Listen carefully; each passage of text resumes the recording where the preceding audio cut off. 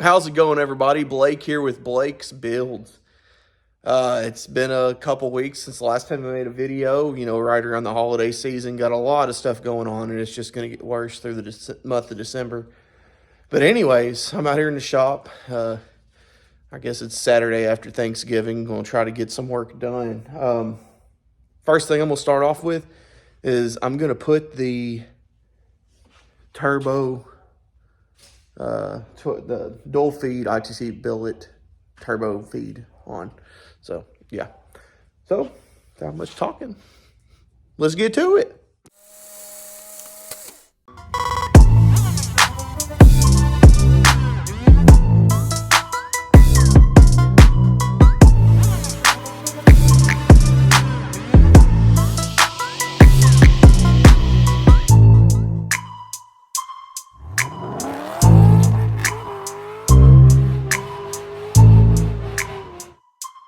Here's what we're working with. Here is the ITC billet 1/8 inch NPT dual 1/8 inch NPT oil feed plate. I've got two -4 AN fittings that came in the kit. Most all the stuff has come in the kit. What you're gonna need is you're gonna need a 10mm to take off the original plate, and you're gonna need a 3mm Allen wrench for the new countersunk bolts. Pretty straightforward. Already pulled my new hoses over. I really don't think it's going to get much easier than this. So, before we go under the truck, I went ahead and installed the O-ring and both of the fittings. I don't know if the oil-rated Teflon tape is really doing anything, but I guess it's probably not going to hurt anything, so we'll see. So this right here is what we're replacing. Yeah, I got an oil leak somewhere. Not really going to worry too much about it, but yeah, that's what we got to pull off. Just the two 10mm. It's no big deal. I'm just going to let that drain, then I'm going to wipe it free and hit it with some brake clean to clean the surface up. We'll make sure you remove the old gasket as well. That's all it is. Just make sure you do not over tighten them, because them smaller bolts would be easier to break off. I've roughly ran both of the oil. I'm not sure why this one has a straight fitting, but you look at the instructions and that's how it is. I've just ran them back behind the cylinder head. I got a lot of wire management to do, so I'm not really too worried about it right now, but all right. There we go. Got them mounted up. Everything's great. They feed right up, coming down behind the driver's side head. Gonna be hidden really nicely. I'm happy with that. I feel like I also need to add, when this is open and I sprayed brake clean into it, I am changing the oil on the truck before I even start this. Because again, I did drill into the front of the pan. There could be a little bit of metal, whatever. I'm gonna do a complete oil change on this truck. And I'm gonna put something around these to keep them from chafing on the side of the bell housing there. Moving on, I'm going to tackle where I broke the vent line back here at the tank. This is some 5/16 hose. I think it's fuel line, I'm pretty sure it is. But what I'm gonna do is I'm just gonna cut this off somewhere around here, cut the other ones, which honestly one of them's already cut and the other one is too. So and then I got a pack of these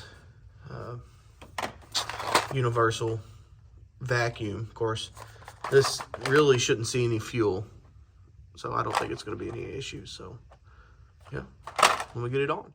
All of them fit pretty snugly. It would take some force to get it off.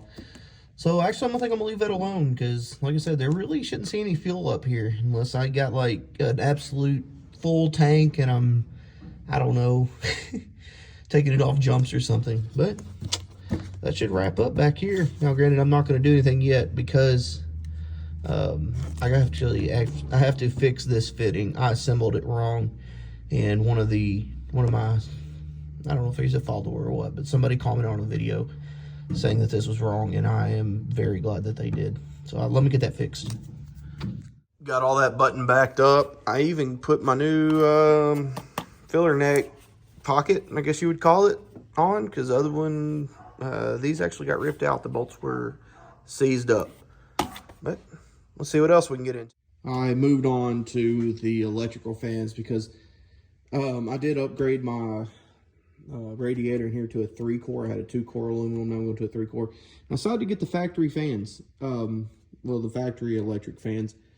This was a cheap one off eBay. I had to buy new plugs. Make sure you get some that are actually 10 gauge, because some of these plugs you buy that fit these fans are way undersized for these fans.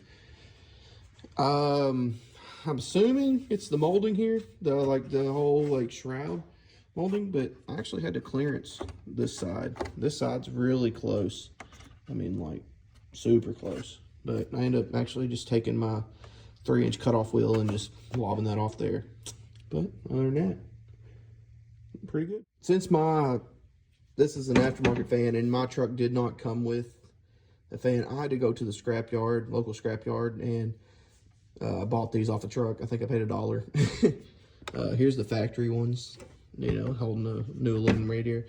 So that's going to be, I just need to put them in there and bolt it down. Got it mounted up. So I have ARP head bolts for this truck, and these are the head bolts that the kit came with as well. They actually fit perfect. Not the head bolts, the exhaust manifold bolts. Only issue I see is I got a pretty good gap down through here. I'm not really sure. It might cause me issues later on, especially if I stop and go traffic. I'm gonna get some rubber, like a rubber flap that I can just zip screw in, and it's just gonna lay across to here, straight down one another. I'll make something to do that. But other than that, I've got the fan mounted, and let's go ahead and stick everything else back in. I've got the driver's side turbo back on. You can peek down in there. I have the drain hooked up. This can be a little tricky. Whoops. I end up spinning the compressor housing around, so it's facing straight up basically, and clocking the turbo towards the passenger side so I could get in and get the fitting in the right orientation and everything. I even put the hose on while it was clocked out of the way. That's just how I found it was best to do it. There might be a better way. I might just be stupid. Well, that's a given, but anyways, that's just how I end up doing it. So I've got the 1/8 inch MPT fitting in, and then the hose hooked up. I don't like that. I do not like that at all. I don't know if that's there to kind of get it up away from the housing or what, but I do not like that. I might order in, actually I think I'm going to order probably a 45 and maybe a 90, you know, that I can replace that with, because that, I don't know, just not a huge fan of that. So we'll definitely get that fixed. Passenger side's on. Let's see, you can't really see the drain down there. Oh, focus. Yep, there we go. So there's the drain down there. You know, just running down to the original.